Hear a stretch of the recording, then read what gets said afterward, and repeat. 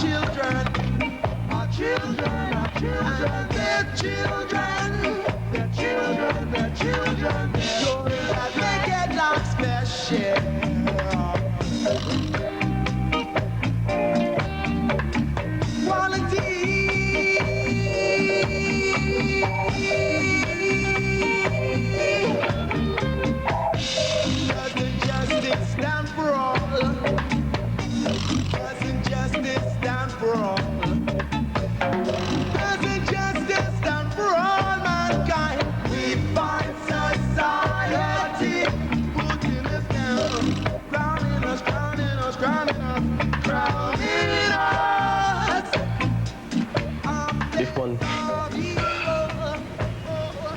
If one weren't wary of talking about conspiracy, one would say that there was clearly a conspiracy against blacks in this country.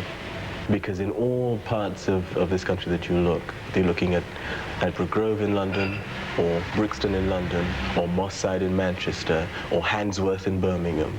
In all the parts that you look at, it's clear that the state, at top national level and certainly at local level, the state has moved to manipulate blacks in any way that it's wanted to. In this area, this used to be called in those days Brown Town, because a lot of black people had settled in this area. Most of those people are now, in fact, a large number of them have moved out of this area. They've been moved out by rehousing and however else institutionalized racism works to mobilize black people into places where they want them. In places like Moss Side, it's more devastating. It's clearer that they've just moved through areas where black people, for a longer period now, Moss Side clearly has a much longer history of black presence than Ladbroke Grove. I mean, Ladbroke Grove begins to have black presence in the 50s, in the mid-50s, and thereon.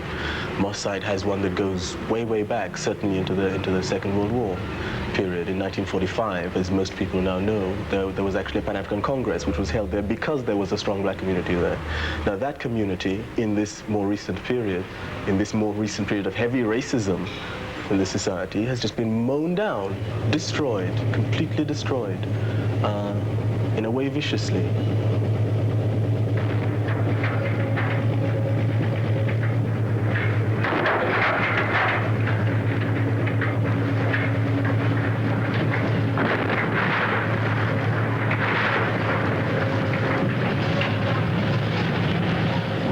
The excuse was that Manchester was developing a ghetto.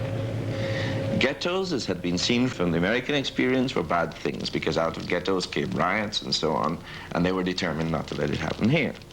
So that it now became necessary during the late 60s to find a way of containing this very threatening presence, and the way that was found was the destruction of the black community.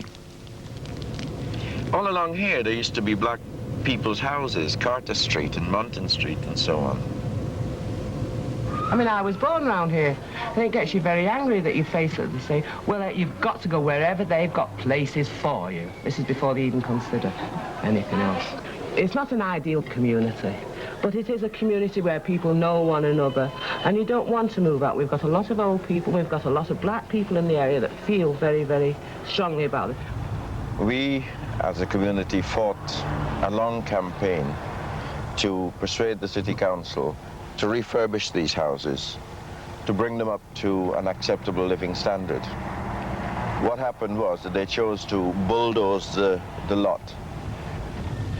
Many of the people who owned these sorts of houses were ripped off in a peculiarly brutal way, because after paying for a mortgage for perhaps 10 years, people received as little as £50 in what was called bricks and mortar value for their homes. The £50 was just enough to pay about 2 weeks rent for the new flats that the council offered as an alternative to homes. So that what you have here in Hume, which is interesting at least because it is the area in which Engels did much of his work for the book The Conditions of the English Working Classes. This is precisely the same area. It's interesting because the black people have now become the new underclass that structures British society by being maintained at the bottom. So what they meant was, by integrating black people at the very bottom of society with the worst families who had the major kinds of problems and so on and had fallen to the bottom of white society. This, in fact, satisfied the city, and they felt that their policy was successful. They advertised it widely throughout Europe as an answer to the problem of black people. There are 2 entrances only, and this means that in a situation of social control, if, for instance, one of the famous British black riots develop or whatever, because they make these things when they decide to, it is perfectly feasible and easy to control these buildings because there are only 2 points of access. And a relatively small force of army or police can control all these, all the people within these buildings.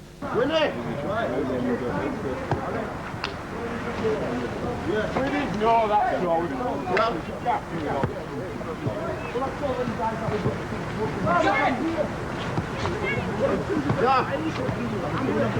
Yeah.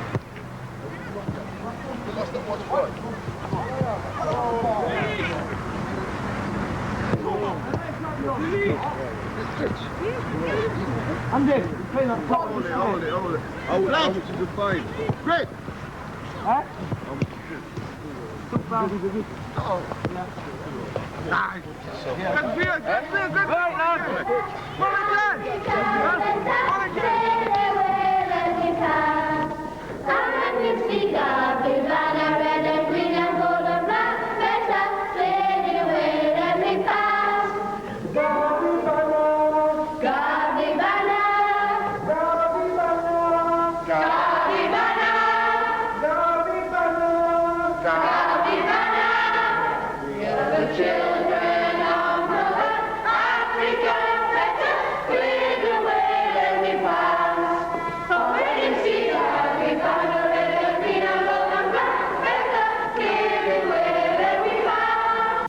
I think the whole point is that the British school, in fact, does negate the personality of black children, and it doesn't do so accidentally, that it actually sets out to remove any feature that might threaten the society.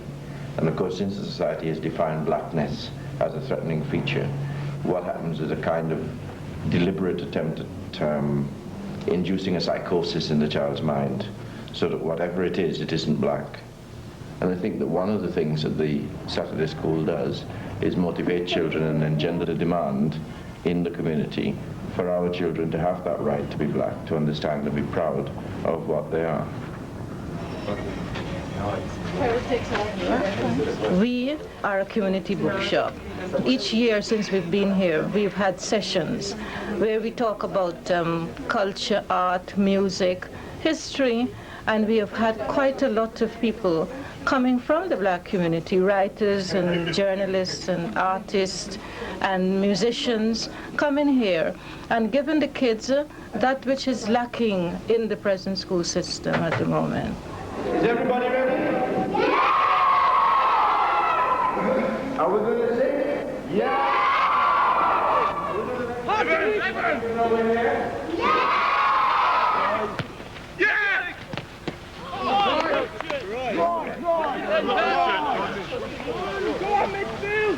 Move it. Jay, Cracky, right. Come on.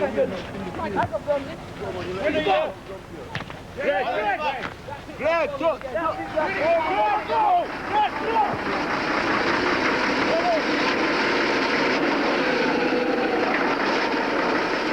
We have to drift in through school.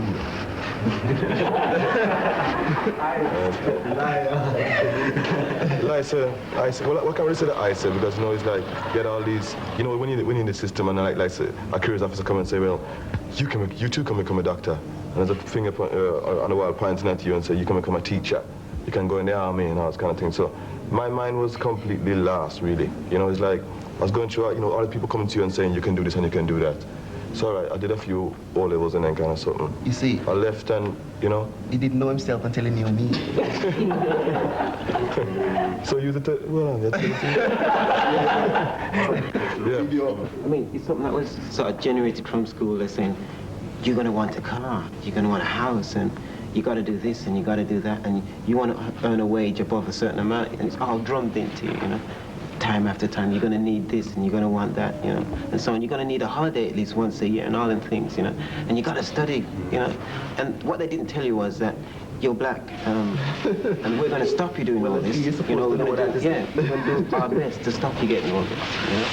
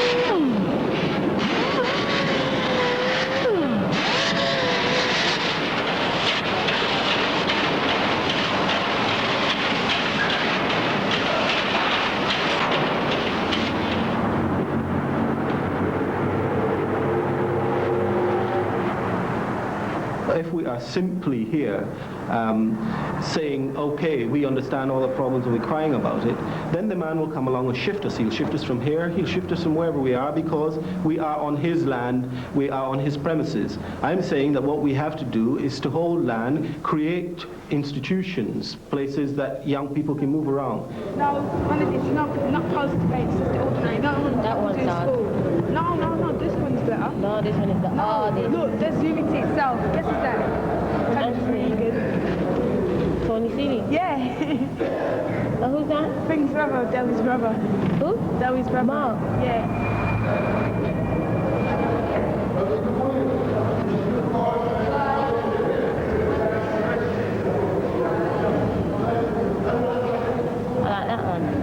This one's better than that one.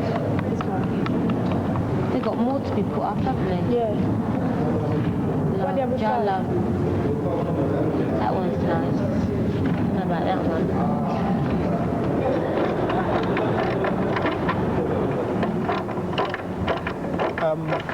Embodied in this short space is a restaurant, a supermarket, a combination of a record shop and a bookshop, and a center for West Indian handicraft.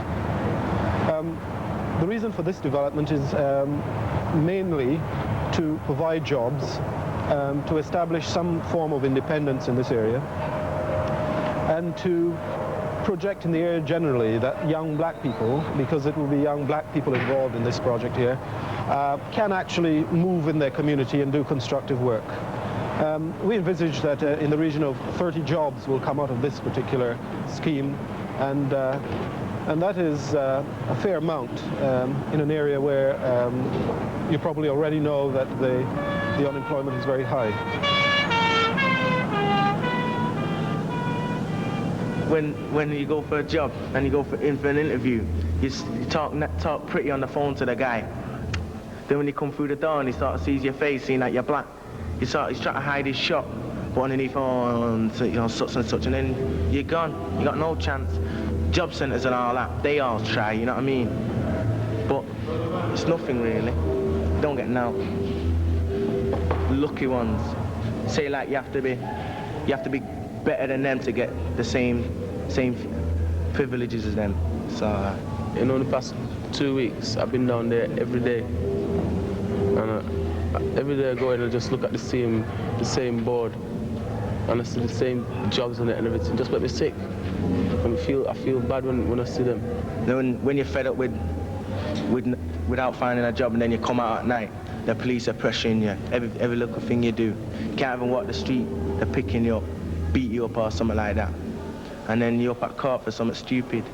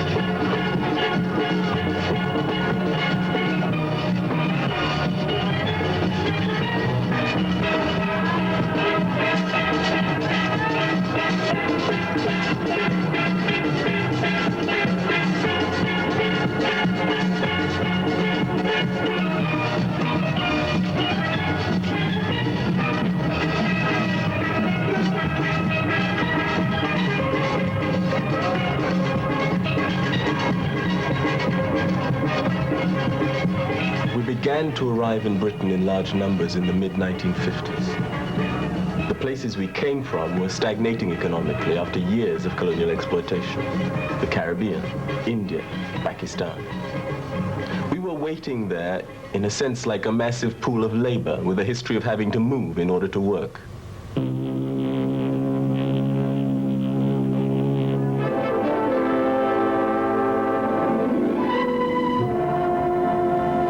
In 1954, about 10,000 West Indians came to Britain. In 1955, it is believed, another 15,000 will make the long journey. Already their coming has caused a national controversy. But one point must always be borne in mind. Whatever our feelings, we cannot deny them entry. For all are British citizens and, as such, are entitled to the identical rights of any member of the empire. In fact, we were invited to Britain to do certain jobs. On the buses and the underground, in the sweatshops, in the foundries, in the hospitals. We did the dirty jobs, the uncomfortable jobs, for low pay.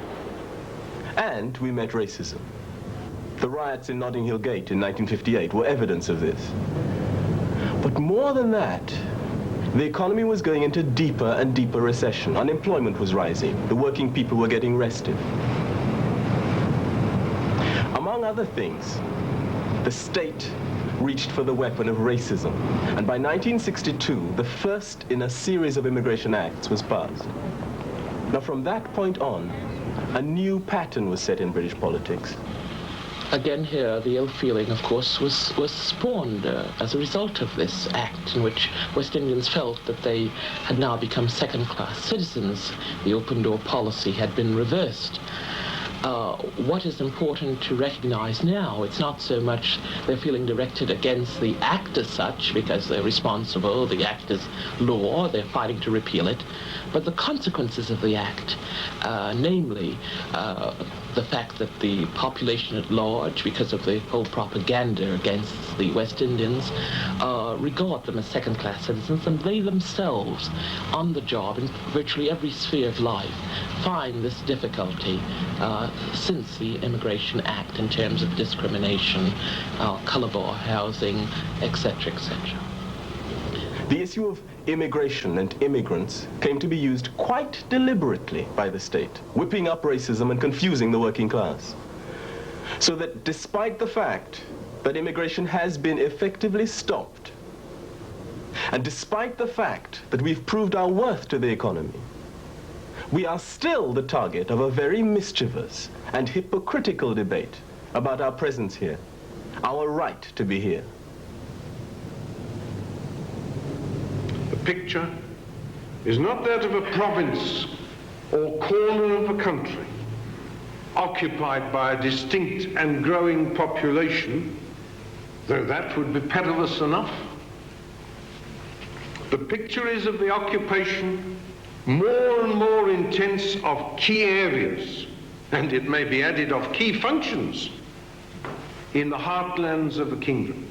And I think it means that people are really rather afraid that this country might be rather swamped by people with a different culture. And you know, the British character has done so much for democracy, for law, and done so much throughout the world, that if there's any fear that it might be swamped, people are going to react and be rather hostile to those coming in. We will fight you back, and we'll fight you with every bone, every nerve, every feeling, every ounce of blood we've got. We will have our country back! There can't be any doubt that in many areas we have reach the absorptive capacity in respect of new immigrants. The load on our educational system, to say nothing of housing, health and welfare, is such that the strictest control is now necessary, and this is true irrespective of where the immigrants might come from. This would be true if they were coming from... Looked at in terms of the history of race and immigration in this country, it says one thing to me. It says that what Enoch Powell says today, the Conservative Party says tomorrow, and the Labour Party legislates on the day after, with slight modifications. I don't believe there is any person in this room who could be sincere that the Labour Party would be a vehicle for our freedom. I have observed one thing about politics in Britain in regard to blacks. The Labour Party, because it says it's working class and because we are working class, can't do certain things. They get the Tories to do it and then follow them afterwards.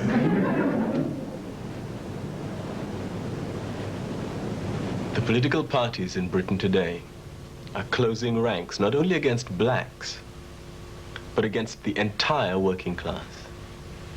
They have to, because they face a working class that's refusing more and more to pay for their mistakes in the form of chronic unemployment, rising prices, cutbacks in social services. In other words, a working class that is suffering a real decline in its living standards.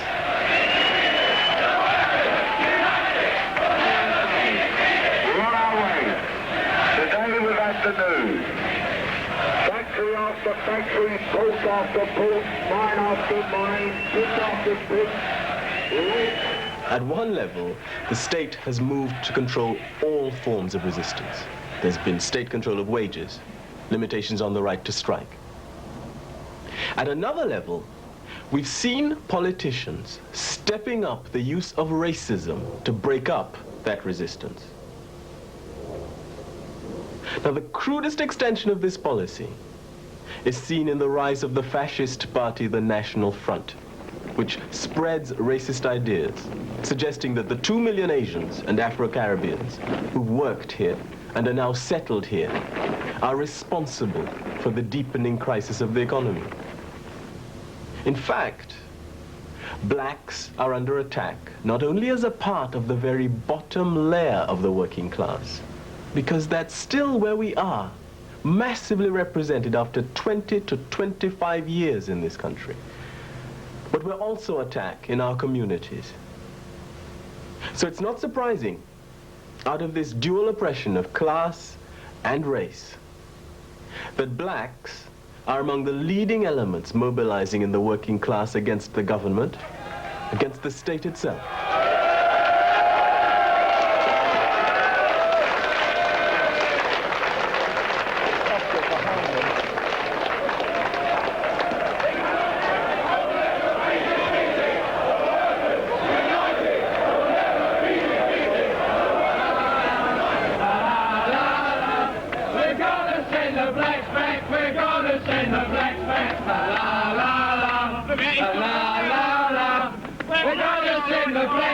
We're gonna send the blacks back. La la la, la la la.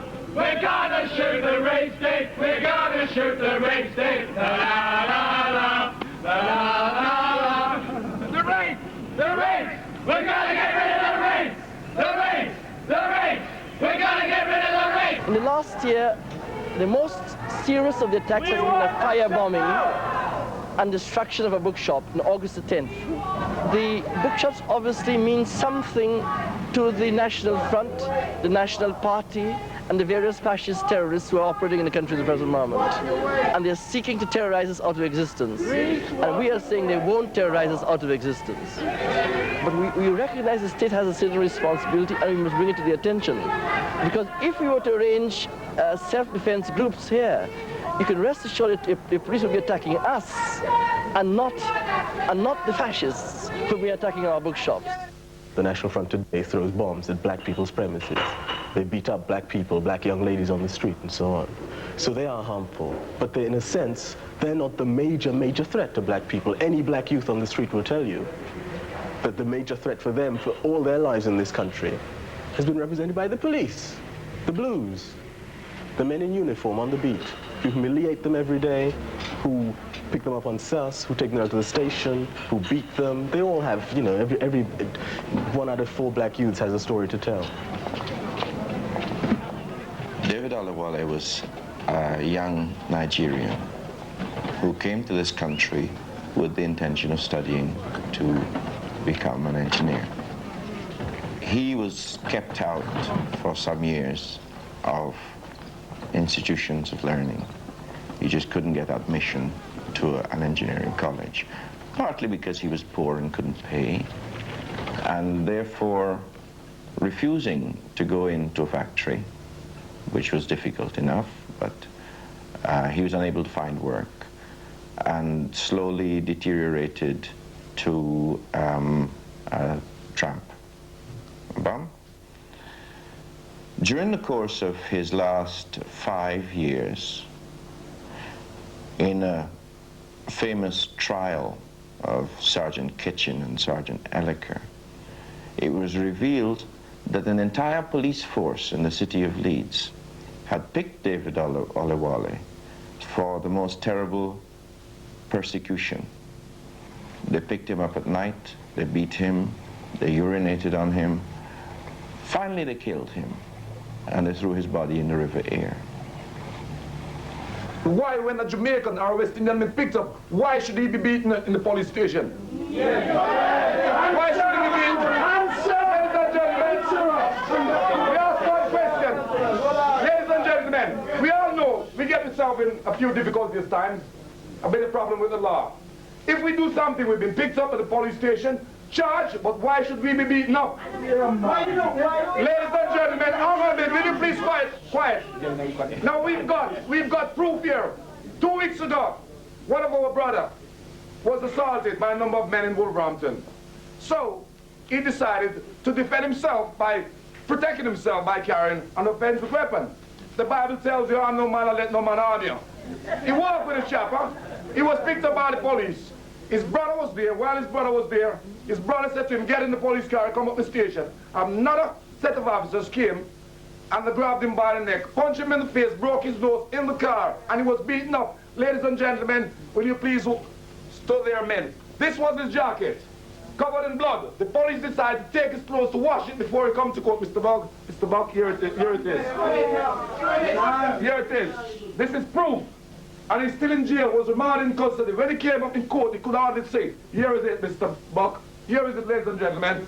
Now we come back on the T-shirt. Here it is. So we took it here for each and every one of you to say this. Why should they be beaten up when they take in the police station?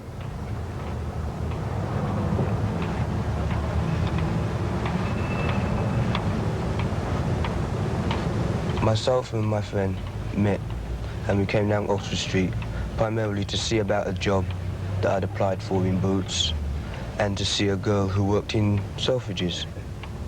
We reached down here about 4:30, something like that, and went to Selfridges. We never met the girl because it had too many people, so we decided for me to go and see about the job.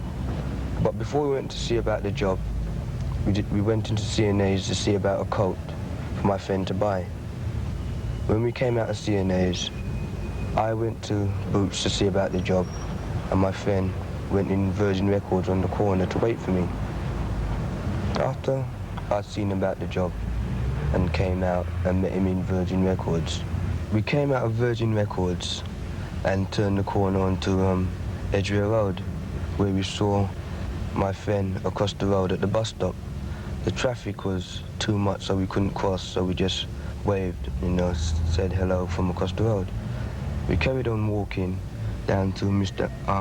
International, where a man came in between us and put us against the window. He said he was a police officer and that we'd been followed we came out of C&A. He said we was under arrest and said anything we said would be taken down and used in evidence against us.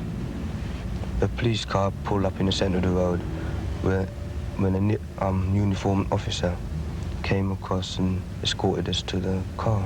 We was taken down to the police station, searched, questioned and charged. The charge was suspected person of loitering with intent to commit an arrestable offence. After that we was put in a cell where we stayed for about 3 to 4 hours until my father came and collected us.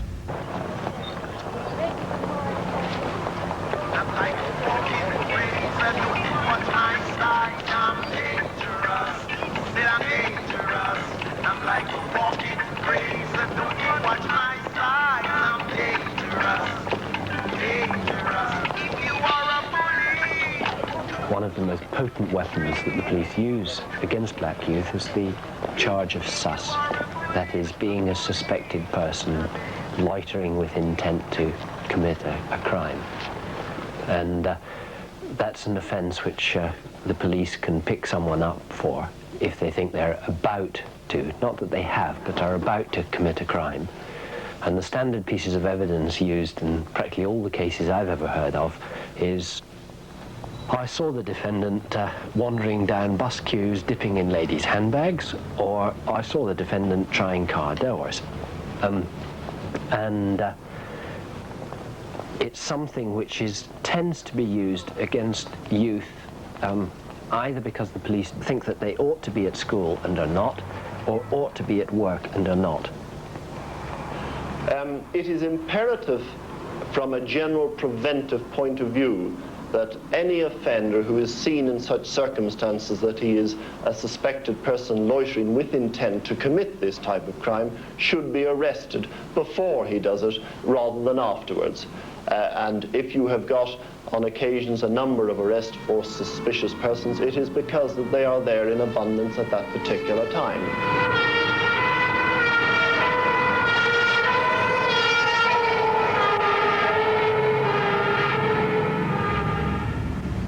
They heard the case, and whilst the case was going on, it's that when I knew what the police were really like. I never thought that they could lie so much.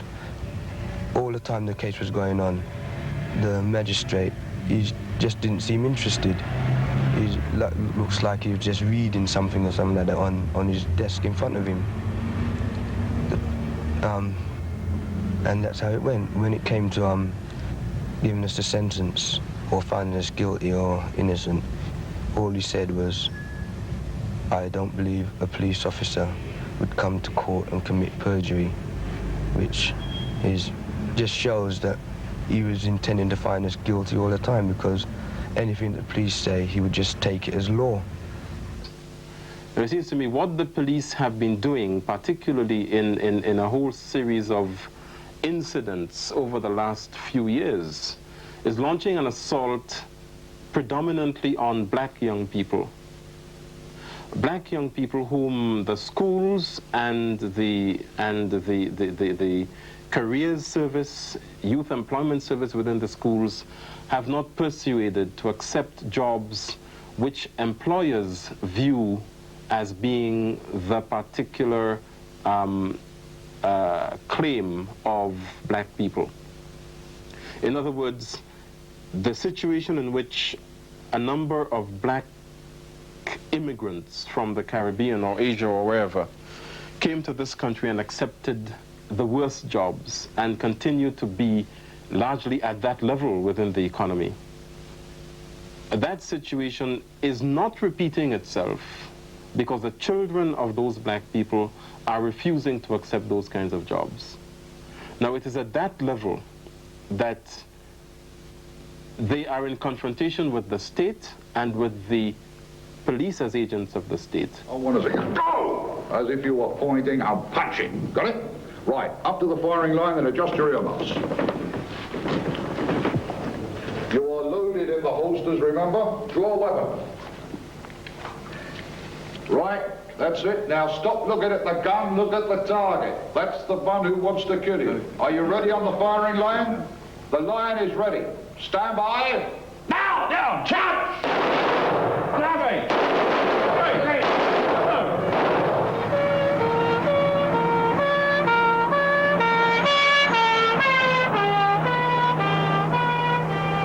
Well, if the police don't need any provocation or reason to arrest you as it is, if they see my face doing an interview like this, that is just asking for trouble. Because they would say, we don't want people like him who would tell the truth, because there's hardly been any programs that I've seen where the truth has been really told. They don't want anyone telling the truth about the happenings that's going now. So it'd just be worse for me. I'd die if I'd be able to walk the streets.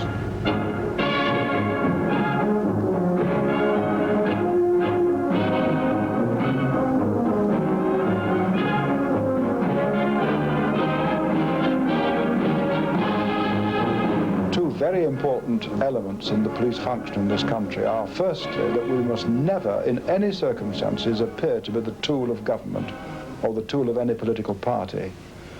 And secondly, I believe that in all disputes, whether they arise from politics or industry, I think we also must be clearly seen to be impartial.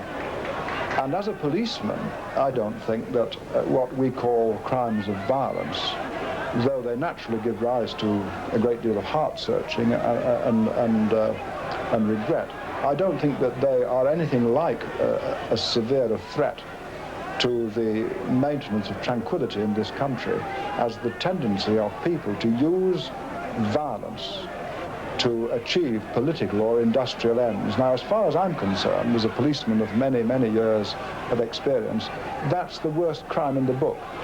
I think it's even worse than murder.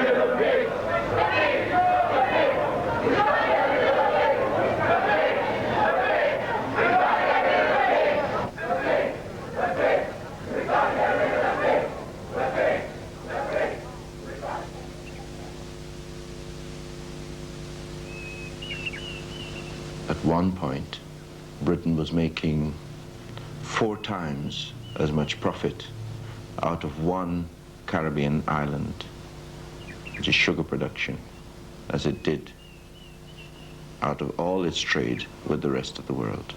So that was the level of profits the black people were generating into Britain.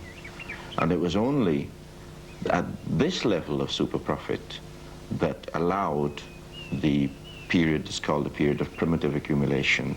So there's so much money being made out of black people that the factory system could be paid for, the new kinds of machinery could be paid for, the new sort of production that brought into the world factory production, the new line system that expanded the world's economy to a degree that was unimaginable.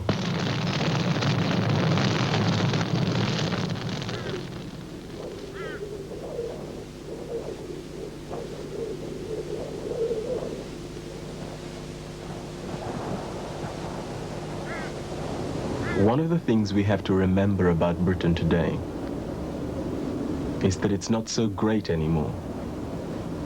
Its empire has been taken away, and the economy is technically bankrupt. All that wealth that was accumulated here is basically gone, consumed, dispersed. The predicament of blacks highlights the inability of British capitalism to deliver the goods. In some of Britain's major cities, places like Manchester and Birmingham and London, official government statistics show that up to 80% of black youths between the ages of 16 and 19 are unable to find work and have no visible prospect of finding full-time employment. Now, significant numbers of these youths have turned to what is called street crime. They take what they're not given. They capture, in their own terms, in order to survive. In some cases, their resistance has led them to take on the monopoly might of the state itself, as, for example, in the case of Notting Hill Gate Carnival in London in 1976 and 1977, where there were pitched battles for the streets between the police and black youths. Now, it is impossible to pretend that this response of black youth is simply criminal activity. It becomes increasingly political. the Spaghetti House siege of 1975, when 3 West Indian youth held up the Spaghetti House with guns for the first time that there had been such a siege in this country. It was very, very significant because one of them, Wesley Dick, used to be a voluntary worker here in the Institute of Race Relations. He used to help on the telephone and with Race Today. And the second person, Tony Monroe, was on the eve of going to Nigeria, I believe, on a medical scholarship. Today's events confirm our original belief that this was an ordinary armed robbery with no racial or political connotations. It has been, I mean, the press had tried to make out that this was part of the lumpen, spontaneous combustion element in the black community. Not so. And they were not irresponsible people in the sense that society understands it. They were responsive. I remember Wesley coming into the institute one day. He had been to a dance the previous night, and he was absolutely head up, and it was like an incubus on his brain. He said that a policeman had kicked a pregnant sister. And there was murder in his eyes. So it was not, however mistaken the siege might have been, how mistaken it was to be able to, I mean, you know, what they said was that they want to get monies to service the black community, the struggles of the black community. That is why they held up the Spaghetti House. They didn't want to thieve the Spaghetti House for their own pockets, to line their own pockets. What motivated them was the impossibility of living in this society with any sort of dignity, with any sort of family life, and be marked out as a section of the community which was totally undesirable, unwanted, rejected. That is the significance of the Spaghetti House siege. And that is only a part and parcel of the things that black youth have been saying. They have been saying in effect, they may not articulate it in these terms, they have been saying in effect, look, you want to reproduce the sub-proletariat that you imported into this country in our father's time. You now want to reproduce that same sub-proletariat and make us do the shit work that our parents did. And all that they can say to you is get stuffed. Fuck you. We're not going to do that.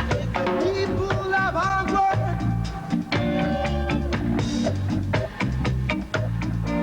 Know that one and watch the other, so they say. So join us, my brethren. Let the way for our children. Our children, our children, their children, their children, their children. Sure enough, they get lost their share.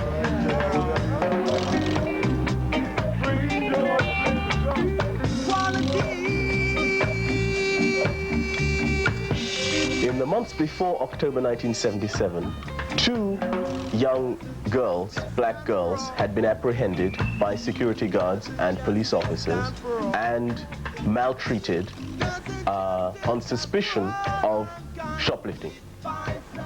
In particular, in October, a young girl went into the Boots chemist's shop in the precinct and was apprehended by the security guards and police and was seen by the public to be punched, hair pulled, and so on, maltreated, and was accused of having shoplifted inside of Boots the chemist. One day later, a large group of youths, perhaps 20 to 30 youths, turned up in the Moss Side precinct at the Boots chemist.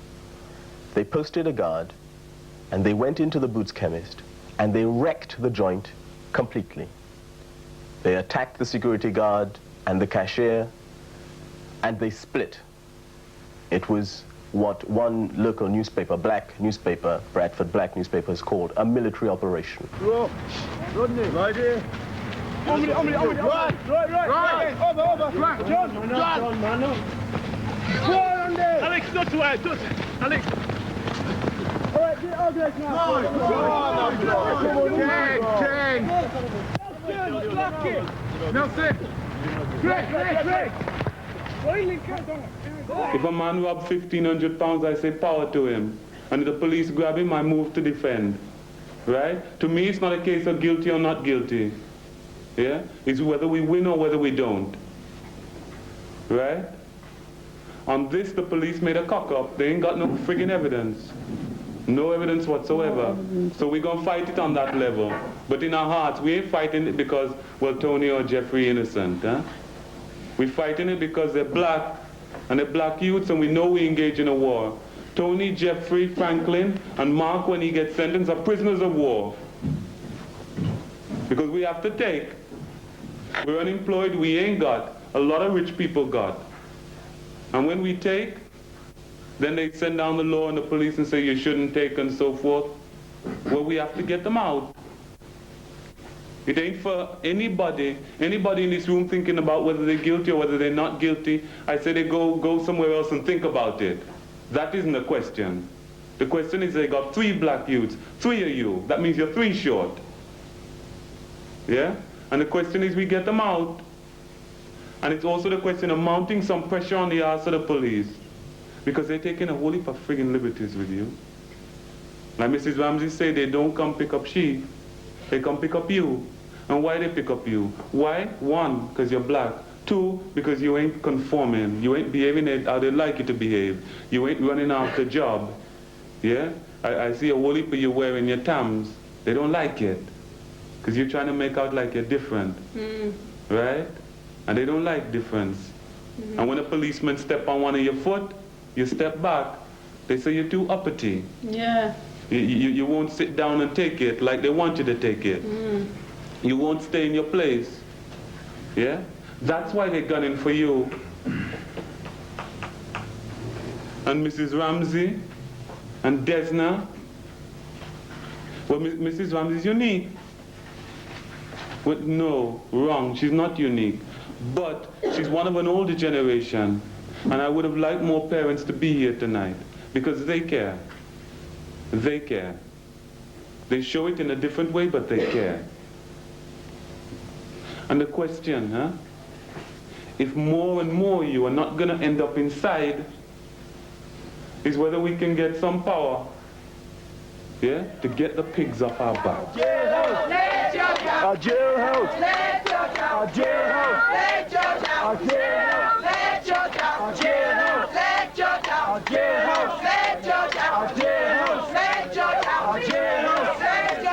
jailhouse! Our jailhouse!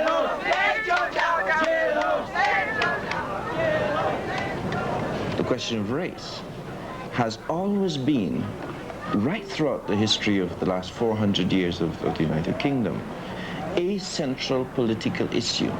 Because either they were dealing with outside, how to conquer Africa, how to control black people in the Caribbean or elsewhere, or how to control black people here.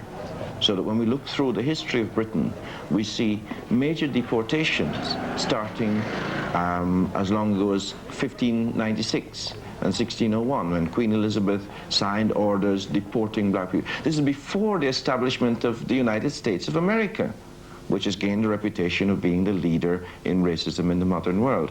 No, I think that the argument is clear that racism and the problem of race actually was imported from Britain to the United States with the Pilgrim Fathers. And that is a continuing strand of British history. So that the political battles around race represent an important and crucial part, a central issue of British life throughout the centuries.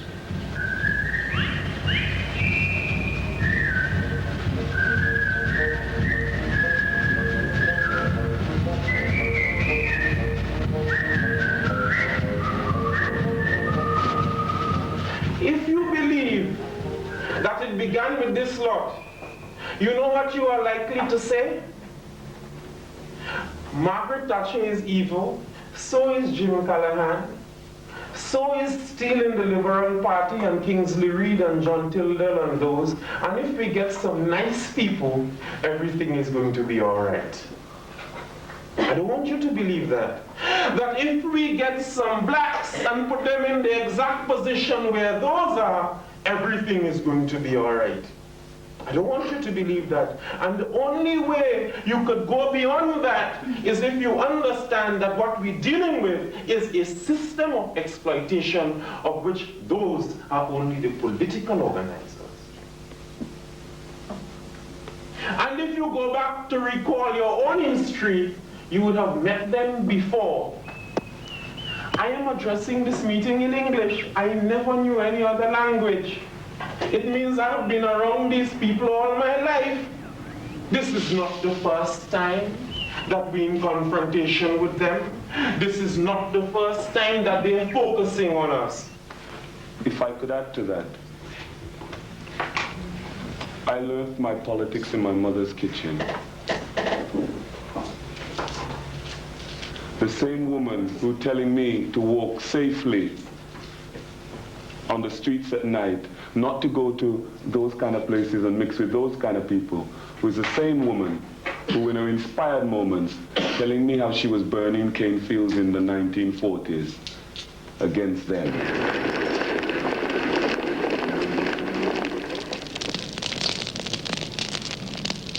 Britain, mother of the empire, has had to welcome in her children and to allow them to settle. Because of racism, they have not been allowed to settle in a dignified manner.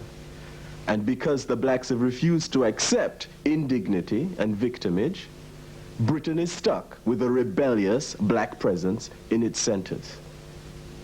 And there is no way that Britain can get out of this situation. And what the blacks who've been born here are saying is that they intend to obtain their rights as dignified citizens here. Our struggle, the struggle for what we want, we cannot get what we totally want in a capitalist Britain. I am not one for saying that because we can't get in a capitalist Britain, we go somewhere where we believe there is some socialism or something. Capitalist Jamaica. Right. Anywhere, any place, any time. We can't get it under capitalism, well then capitalism has to go.